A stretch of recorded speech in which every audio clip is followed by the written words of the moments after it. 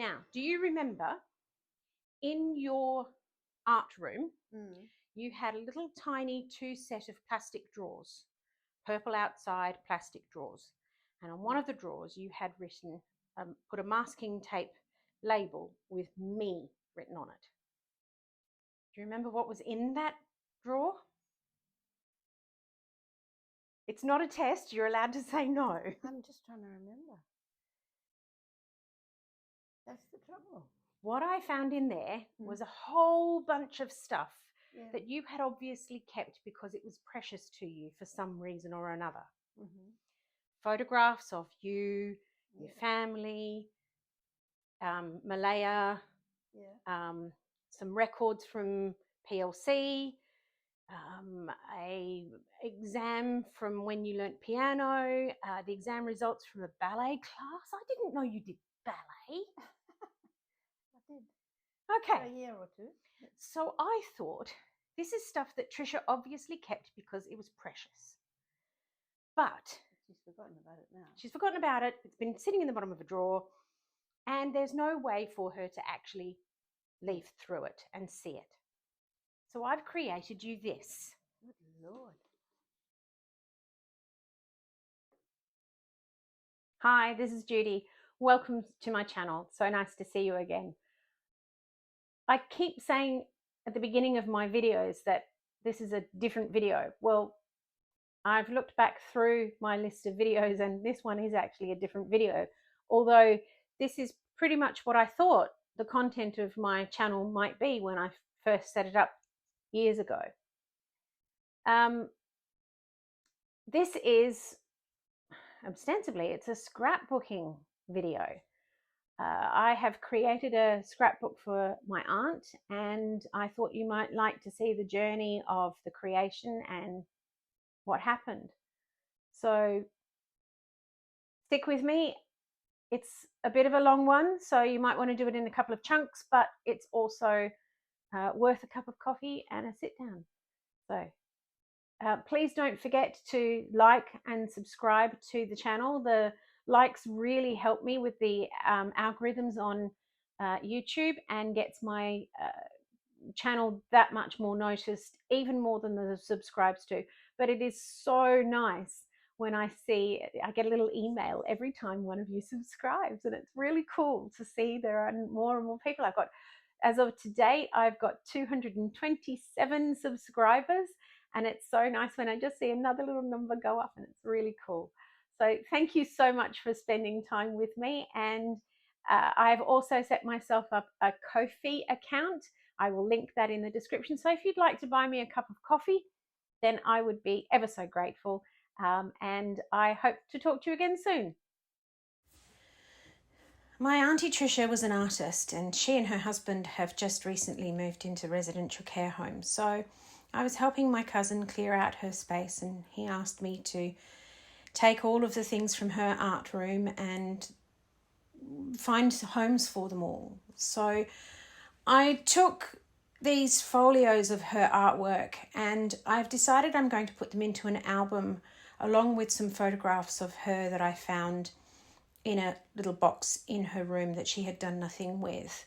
Now, here I'm just going through and I'm triaging out the stuff that is really little sketches that she kept from when she was in college and bits and pieces. She did quite a lot of work in Conte crayon, and I can't really use any of that because Conte crayon isn't safe for photos. Now I'm going through all of the photographs and putting them into loose categories. I've got this little photo box that my apologies for the camera moves. It was my gimbal. It was doing what it wanted to do. This little container just has loose categories of the photographs.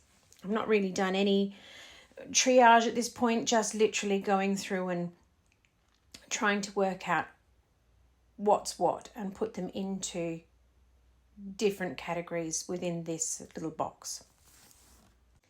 Included in amongst the photographs are some cards that she kept from people that were obviously precious to her. So for the moment, I've just, again, put them into the photo box to keep in case I decide to use them.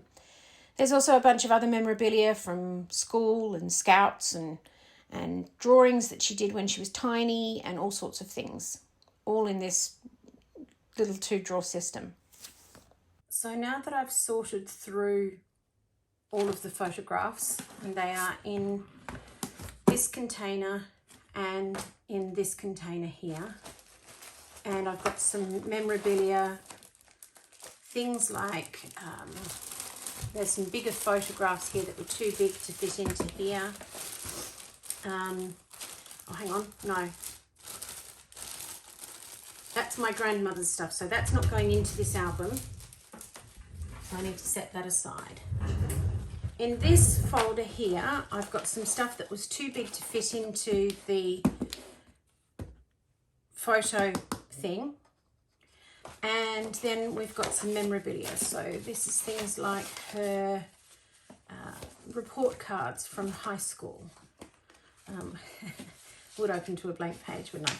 And the content of these pages is dull, colourless and boring, you know. French improving. So while I don't find it very interesting, obviously Aunty Tricia was attached enough to her time at high school that she wanted to keep her report cards. So we've got them all, and she's dated them as well. So we've got 1950, 1949. So I need to find a way to preserve these as much as possible in a way that she can refer to them if she chooses to at some point. And then in this envelope here, I've got the Linley Wilson School of Dancing and Theatre. Patricia has made good progress in the preparatory class, and this year we would like her to attend the general ballet on Saturday at 12 p.m. And that's 1st of February 1947. Yeah, there's bunches of stuff in here that she's kept for a reason. So then there's also drawings and things that she did that were sent home to, so this was sent to Granny Mother, and I think Granny Mother would have been my great-great-grandmother, whose name was Mary Anna Hodgkin, nee Pease. Dear Granny Mother, thank you for my gramophone records. They are Pinocchio records and I love them, and I got a Hoover for my birthday with love from Patricia. So these would have been sent back to England and then preserved by my great-great-grandmother and then sent back again. So, yes, there are some interesting things in here. There's drawings and stuff, so I want to try and preserve them. Hiawatha, a drawing of Hiawatha. So where I can, I want to try and preserve these and use what I can. Then her husband Graham isn't what I would call the most overly affectionate person that I've ever met in my entire life, but he's obviously very devoted to her. And I have in here a selection of birthday and Valentine cards and Valentine messages that he sent to her through the years. And it's really cool because they're all just signed, lots of love from me. So she obviously knows who they are, who they're from. So I need to incorporate those as well. So I thought what I would do, I created an album for my father when he was critically ill in 2009. And it was interesting because I had to kind of incorporate a collection of his life. So all of the photographs, the color tones in the photographs was all different. I had some black and white photographs, I had color photographs. There's one page where I've got like 60 photographs on the page. Hang on, I'll go get it. So this is the album that I made for my dad, but this is the page I'm referring to. This is a page that there's probably about 30 or 40 photographs on this page, and all of them were shrunk down in order to fit on. It was a way of trying to encompass the important people in Dad's life. So there's old black and white photographs and different coloured photographs taken in different locations, different countries. So the colour tone is different. And then throughout the whole of the album, the same thing occurs. We've got some black and white photographs and some coloured photographs and a variety of people, locations and stuff. So I was trying to find a way that I could kind of unify the album. And what we ended up doing was we used one set of papers throughout the entire album. So these are all my design of scrappadashery papers that I produced in, when was it, 2007. And so they all tone in with each other. And then I used the same die cuts throughout the entire album. Dad was a biologist, so bugs and leaves and trees and things were kind of his thing. And I kept the embellishments that we used to a minimum. So here we've got some tiny photographs stuck in some cutouts. And then stories of the family, all just kind of, because all the photographs are different, the papers are all the same, and I've used very similar embellishments. And I want to do the same thing with Aunty Tricia's album. So what I have done is I have found a set of papers that I bought donkeys years ago. And I'm going to go through these and find some that tone in with each other quite nicely. And then what I will do is I need to come up with about 20 pages. So I will go through all of the photographs that I've got there and the memorabilia. I will try and match up artwork with photographs and memorabilia and put them into little pocket pages. I've got more of them at the back there, so that I kind of got some idea of where I'm going. And then it'll be a case of working out how I'm going to scrapbook it. I was going to bypass this section of the process, but I actually think it's really important to talk about something. I've got here a selection of photographs or reproductions of early photographs. And it's really nice to be able to see the detail. So this one says Tricia 8 weeks and Dad. These are very useful because there's some information on the back of them that isn't on the back of the originals. But these old originals are so cute. So I think what I want to do is sort out the originals from the reproductions. See, and then I've got this dilemma. This is the only photograph I've got of her in her high school uniform, and it's just on copy paper. So unless I can find the original of that, I'm going to use this because I think it's important to preserve it. What I might do is scan it and print it onto photo quality paper so that it stands up to the test of time better. There's also, this is a beautiful piece. It says for Graham on the back, which I think is my dad, but that's, problem is that my dad was Graham and her husband is Graham. So I've got this interesting moment where I don't know which Graham they're referring to sometimes. And then, see again, this is another icon of a past time gone by. Here's a photograph that's been taken and printed as a postcard. And the idea is that you would then post it to somebody. So let's go through some of these original, all of these ones that are like the same size, I will put together. And look at how tiny they are. From an advantage point of view, it means I can probably fit more onto paper. See, that is the original of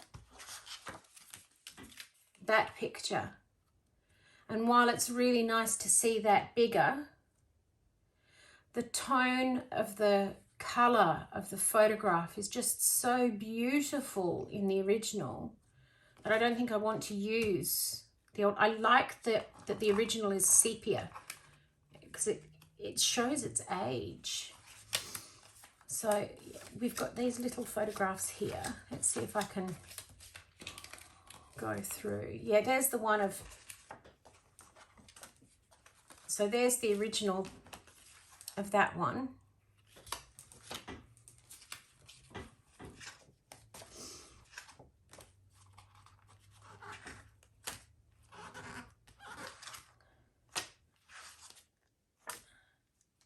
Okay, so that's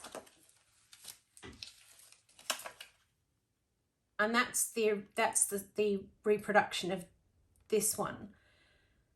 I like the framing in this one better too. So let's see, I've seen that one somewhere. All right, so there's that one. Tricia, 3 years old, and dad, EPH, who was Ernest P. Hodgkin. But this is useful because that has information on it and this one doesn't. So it's useful to have that dating information.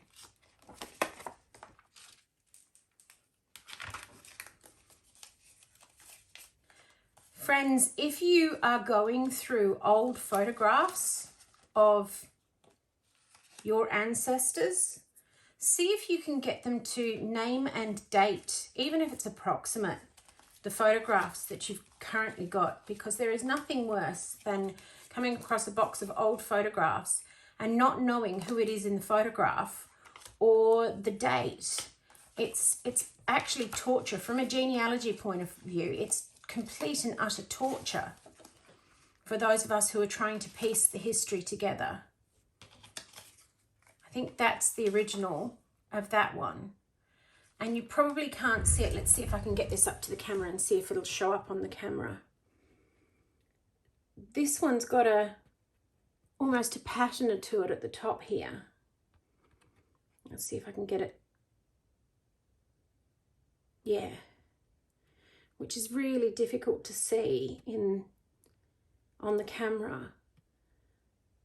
But in the light of this room, it just looks beautiful. So again, I want to use the original if I can. Where I can determine who's in the photographs, I'm trying to make a note on the back of the photograph. If I can work out obviously what date it is, then I also put a date on it.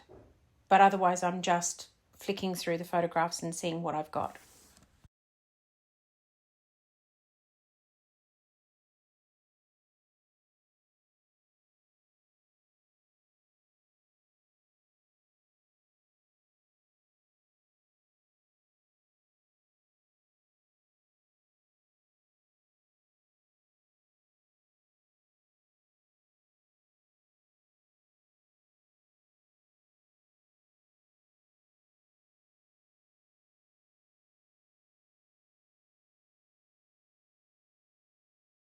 So I think what I will do is I'm just going to go through and I'm going to take out the photographs that are, okay, that's the two of them together. So if it's just Dad in the photograph, I'm going to take it out of the album. I'm going to try and keep it in a context, and I'm going to do her childhood. But I'm going to try and use the original photographs wherever I possibly can, and then I'm going to try and match them up with some of the writing and see if I can kind of put, in this case, this beautiful letter that looks like a 6-year-old's handwriting. So that with, you know, something like that photograph would just be a beautiful page. Well, not that photograph because it's a copy, but with the appropriate aged photographs, those would be cool. And then I've got this, yeah, and then this is different categories. So yeah, I'm going to get on with that, but I'm not going to make you watch it all because it'll be possibly a bit dull. Okay, I want to show you a little bit of detective work. This is how I've got a photograph, I've got a pile of completely random, seemingly random pictures here. So I want to show you how I try and work out their dates and chronological order. So the easy bit is I've got a series of large photographs that I've got at the back here. And these ones of Tricia are professional photographs, and they're all by the same photographer, and I can tell, you know, it's the same outfit. So that's a set of 3 that is by the same person. And then we've got a series of photographs of her, various different weights of paper. So they've obviously been reprinted over time. So those 2 are the same photograph. That one looks as though it's the same photograph as that one. So we've actually only got 4 photographs here, but they are all taken of her at the same time. She's wearing the same outfit, the same size, similar paper. They go together. Right, now, so the rest of this gets a little bit more complicated. That one is on its own. It's stuck to what looks like the inside of an original photo album, and it says on board ship 1952, which, if I recall correctly, was the year that she went off to England. She finished school in 1951 and then went off to England in 1952. So she was teased by my father and her brothers a little bit about her weight, and then spent the rest of her life making sure that she was never overweight again. So I'm going to assume that those are all 1951 and that these are after 1951. So then we get onto this stack and it's a mismatch of stuff. So this is what I do to work out photographs. Turn them upside down. You can tell an awful lot of a photograph from its backside. So that one's a photocopy. That's the one of her in her school uniform. C. Bates. So these are obviously taken or developed by the same place. Okay, that one's got some glue on the back of it, so it's probably come out of an album somewhere. This one says Ilford. So we'll keep that. This one is a different weight from this. But this one, oh no, that's still quite a heavy weight. Then this one says Velox, as does this one, and this one, and this one. Then we've got some more Ilfords. There's another Velox, Velox, Velox, another C. Bates.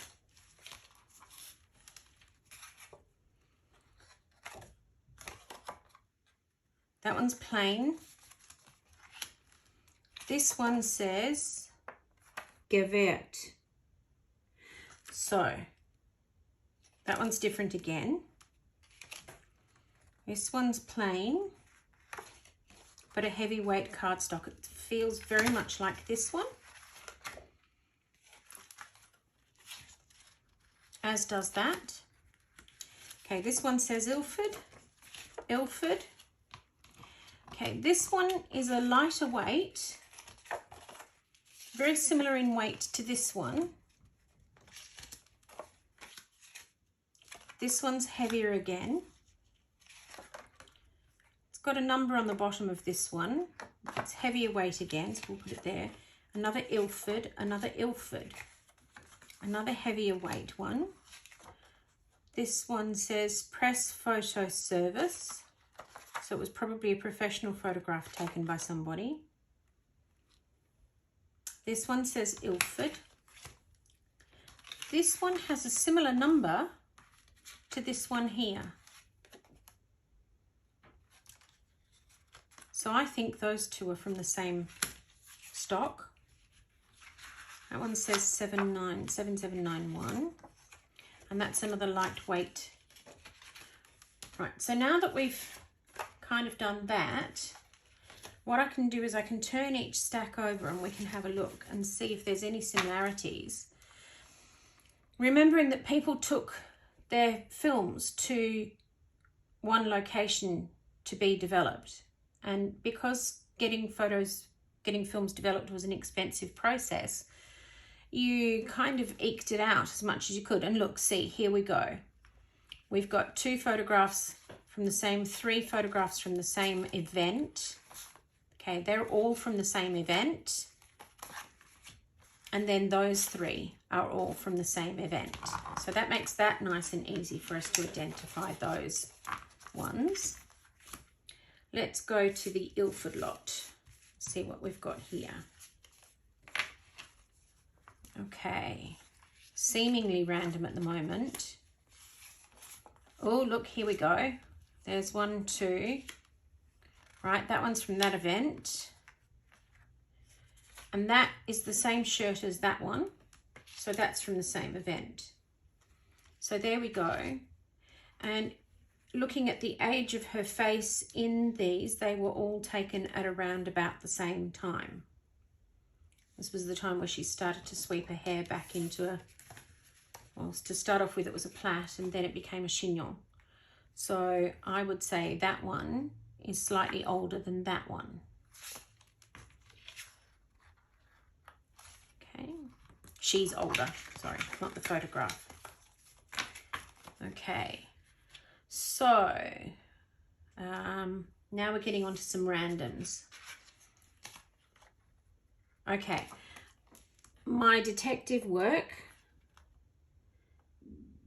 Javert, I would imagine that that was taken on a beach somewhere in, probably in Europe, based on the name on the back.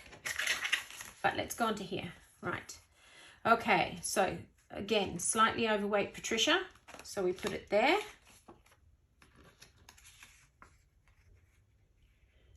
And there she's losing weight. So I would say that is slightly, she's older here than she is here, but not by much. Right, so let's have a look at the Sea Bates ones. If I can pick it up. Okay, so 2 from exactly the same moment, and very helpfully, one of them is dated. It says 6 Princes Street, which was the address that my grandparents owned in Mosman Park, and it's question mark 1956. So I'm going to reproduce that on the second photograph in case they get separated again, because they are obviously taken at the same time. I'm guessing that my grandpa completely and utterly doted on my aunt and would love taking photographs of his pretty daughter. I think that's also Princess Street, because I think that's the palm tree that was in the back garden, and this was the awning that protected before there was a big shed that got built. So I'm going to also label that question mark 6 Princess Street and question mark 1956, which was coincidentally the year that my, oh yes, she's wearing the same outfit, just in a different part of the house. So those 3 go together. Okay, let's have a look at this one. Snow. So that one's not in Australia. So I'm guessing that this is after she's started traveling to Europe. Right, let's have a look at this stack here, which seemingly will not be the same. Oh, look, okay, right, now we have a reproduction of that picture.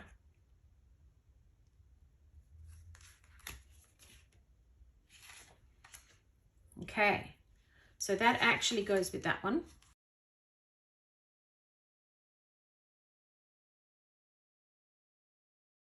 Now, again, I think that Tricia is about the same age as that Tricia, so she goes there. Her face changed a lot from between 18. So this is September 1958, which would make her 44, 54. This would make her 24 years old. No, this one would make her 24 years old. 24 years old.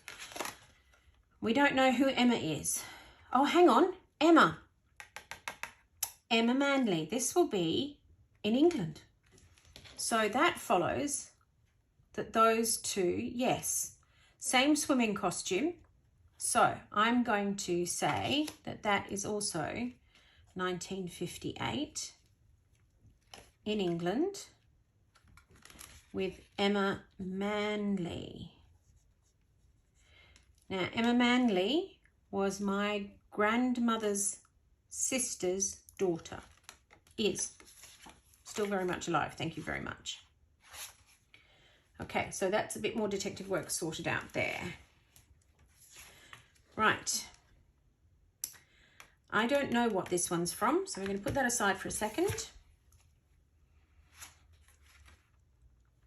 Now, interestingly enough, the outfit that she's wearing here is the same outfit as the one she's wearing there. She looks about the same age. Her hair is in a similar stage, so they're going to go together. Brisbane bus service, this one says. We've got a date. There's no date on it.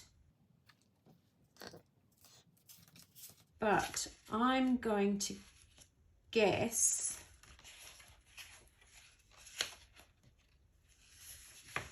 that they're taken about the same time as this one here. This one says 1959 Christmas. Wish I knew where she was at Christmas 1959. I'd say in England, but she went to England in 52. Did she go back in 59? Good question. These things I don't know. Right. What about this one?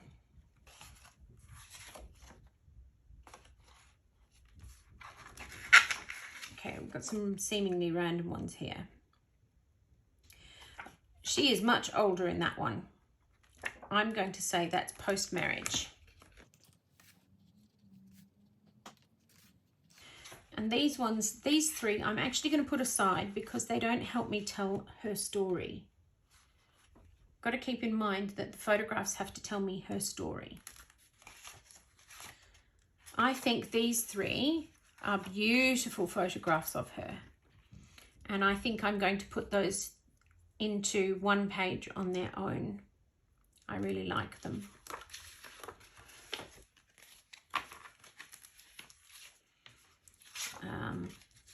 But I don't have any dates on them, so I'm going to have to guess. At this point, she's still wearing her hair down, pretty much about the same length as it is in this photograph here, which was taken in Europe. So, again, these four are from the same event, but I don't have a date. And they don't really tell me a story.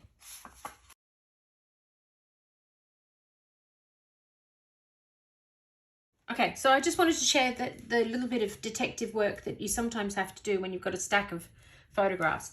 Now I've got kind of groupings of photographs. I can start to put them into some sort of chronological order.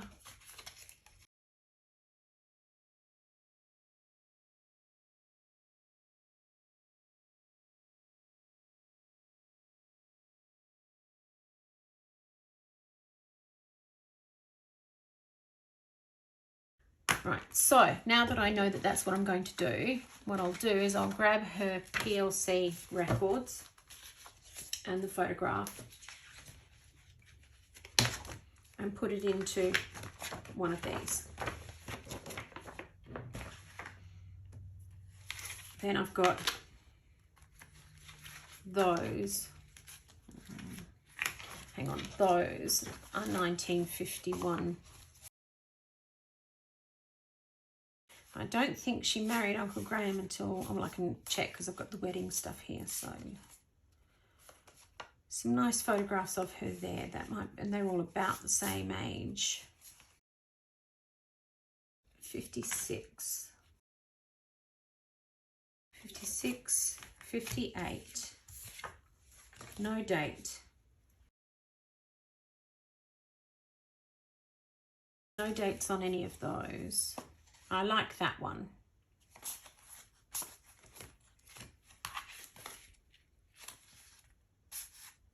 I really like those three.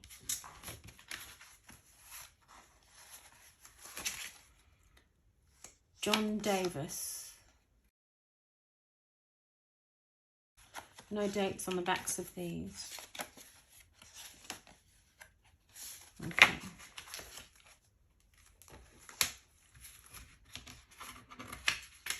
Okay, so that gives me another group to work with.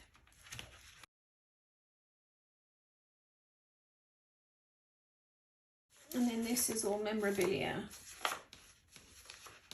from around her teen years. So I'll put that into this one, I think.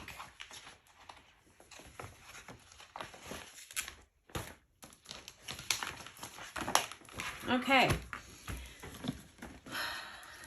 I'm going to continue sorting through this, and if I find anything that is interesting that I think will help you, I'll bring it up.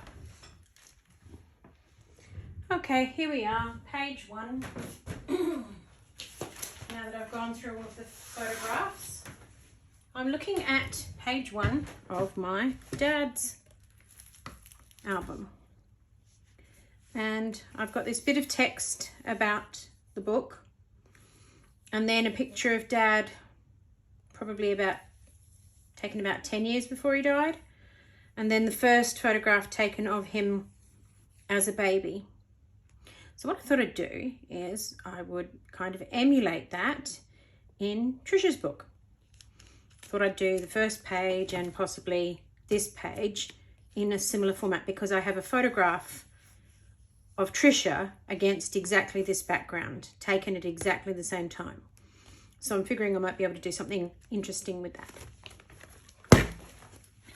So I went through Tricia's drawings and I came across this picture that she did for the cover of a program for a circus some years back, and chose this beautiful photograph of her. I would imagine that it was probably taken, it doesn't have a date on it, so I imagine that's probably her when she was, well, going by the length of the collar, I'd suggest 40. Heading up for, well, 35. Born 1934, so she would have been, oh no, 40. 1972, 40-ish, thereabouts. And a picture of her, and this is dated 14 days, aged 14 days. So then I've also got some papers that are complimentary that I thought I would use to add a little bit of interest to the page. And then to tie it all together, I'm going to use distress ink. So, first things first, let's let's take this and randomly do a fold.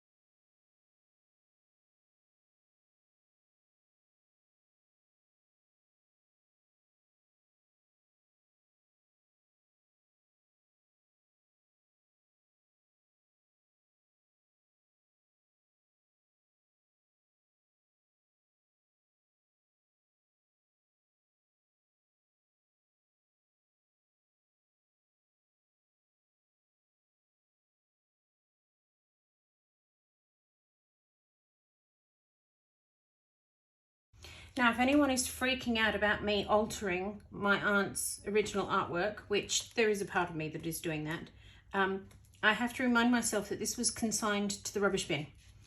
So no one other than my aunt cares much about the drawing, about the painting. And most artists are quite happy for their art to be temporal. So she will accept that this was a piece that was created for something.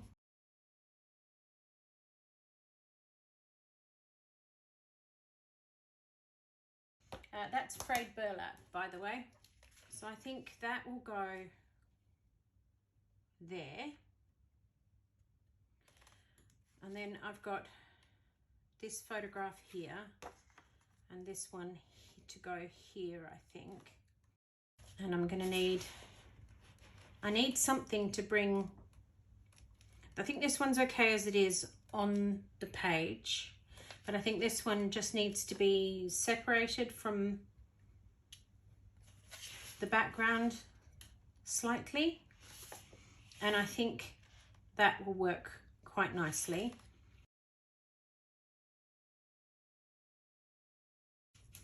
I can't afford to make this album too fussy because, first of all, I don't know most of the stories, so there's very little journaling I can do. I can transfer dates and any names that I know or find, but I can't actually write much about what's going on in the photographs or the stories because I don't know them.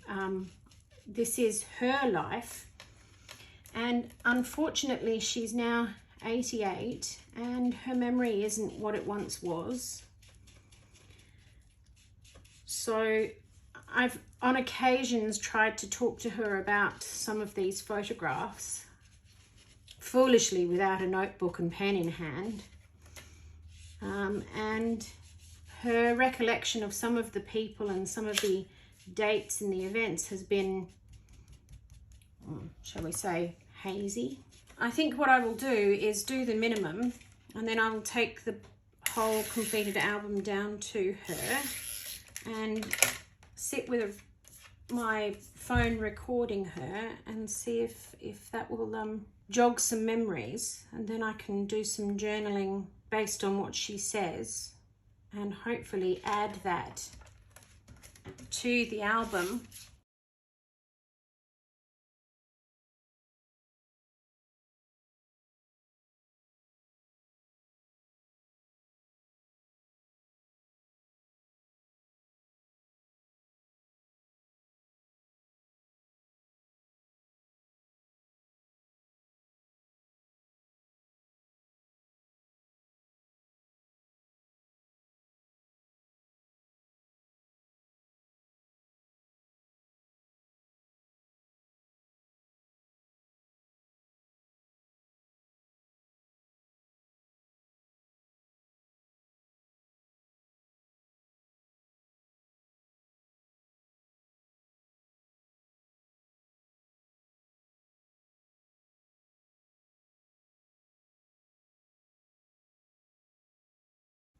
I want it to be simple.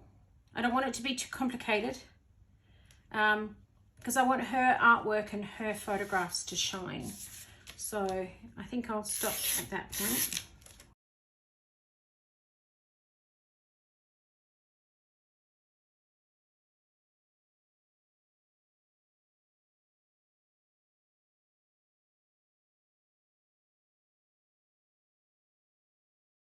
And that's going to be my title page. And I think I'm going to stop there for this evening because it's 20 to 7 at night. Good morning. I wanted to show you where I've gotten up to. So this was the first page that I worked on, and this will be the title page of the book.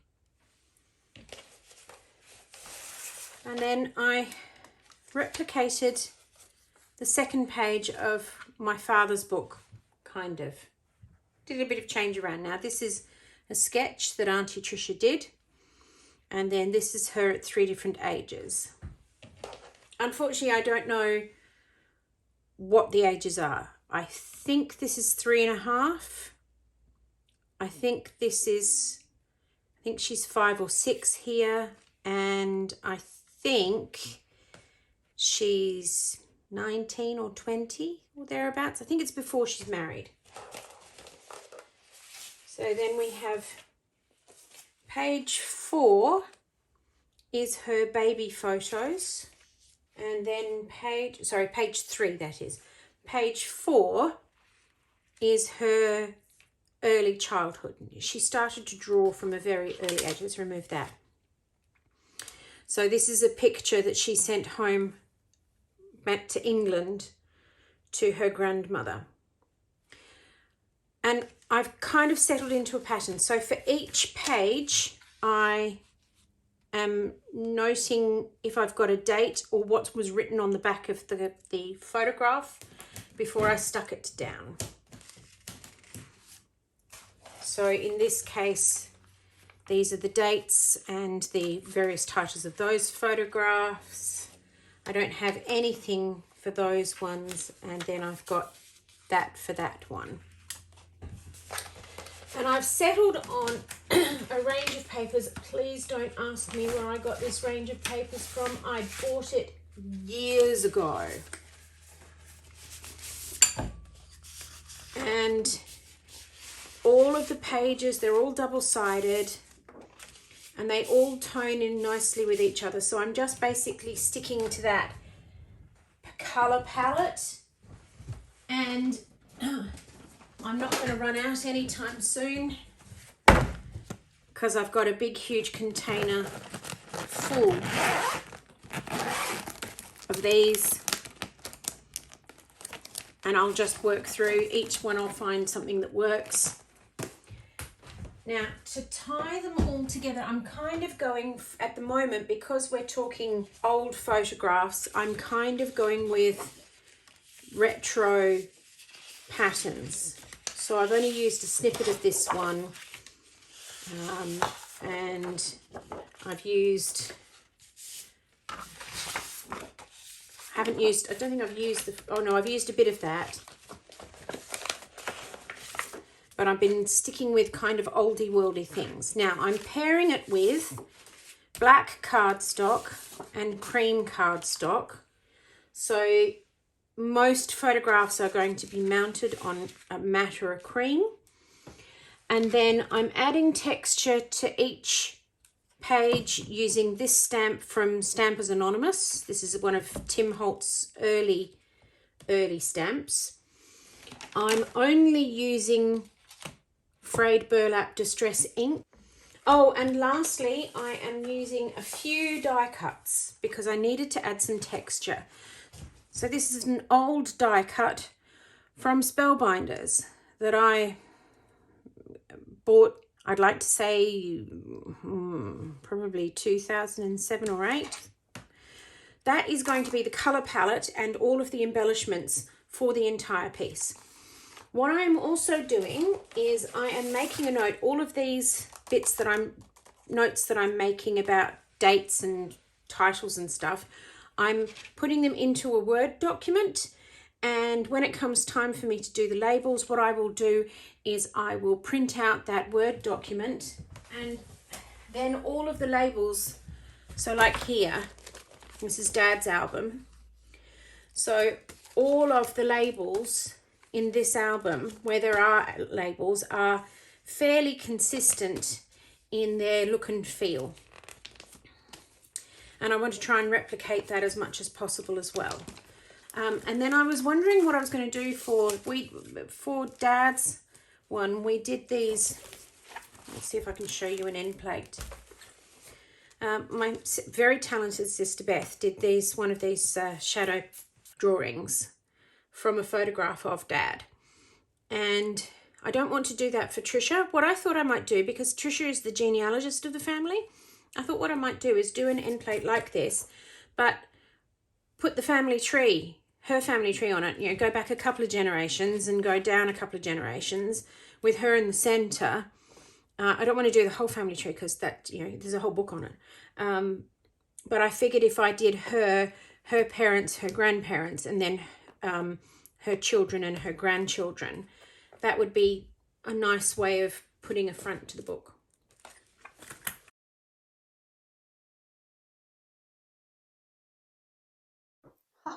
Oh, wow. That must have been Adrian. No, that's you. Is it?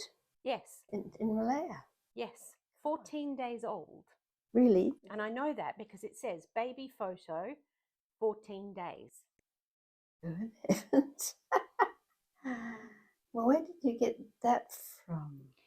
Well, this was the thing when we cleaned out your other room. There was a whole stack of artwork that was things that you had created, Yes. the bits that you had, sketches that you had done when you were at Claremont, and things that you had kept for reference. And so this is the cover of a thing that you did for a circus program. Ah, yes, I can remember. I can't even remember what it was for, but I do remember it was a circus program. Circus, oh, I don't know. Now, some of the artwork I couldn't use because it was in either Conti crayon and pastels. Oh, yeah. So smudges and goes all over the place and destroys photographs. Yeah. But I've kept what I can, and I've chosen what I think are the best pieces that represent you. Yeah. And they are smattered throughout this album as well. This is Malaya, at a lawn in Malaya in KL somewhere. Oh, look at these. So these white pieces of paper are going to come out and there will be proper labels put in. But at the moment, these are just what was written on the back of the photographs. I see.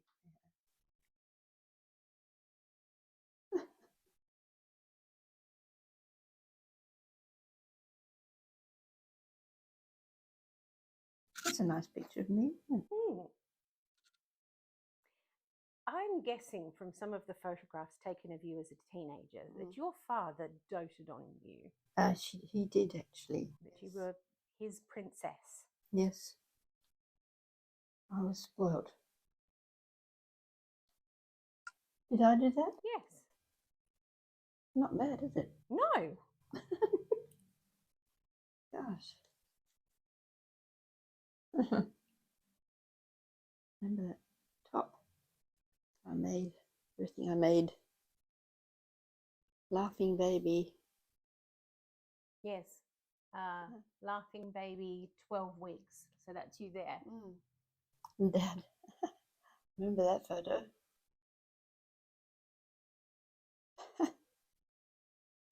1, 2, 3. Lying on grass. Oh yes. Oh, that was different. Oh, that one.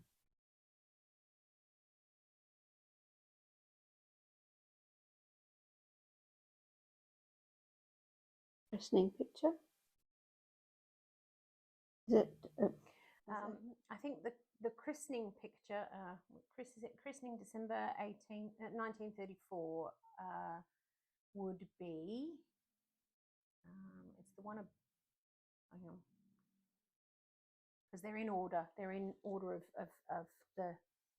age. So On Socky's lap, 8 weeks. That's you there. Yeah. Ah, yes.